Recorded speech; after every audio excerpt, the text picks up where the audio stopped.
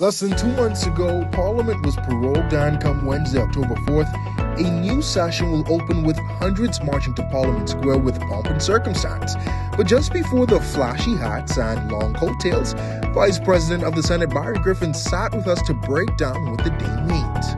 When you first come into government, you have an opening of Parliament.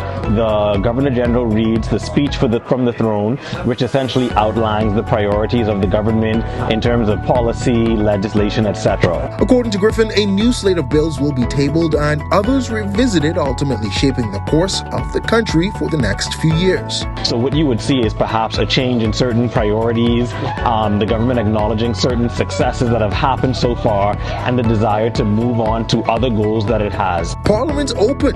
So what? Why is it so important for the average young person to tune in? So before the parliamentary session even starts, you almost get a snapshot of what the government is going to focus on.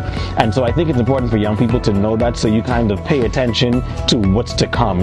Is it something that's going to affect the career field that you currently work in, or perhaps something you're studying? Is the government investing in a new sector where you're able to start a business?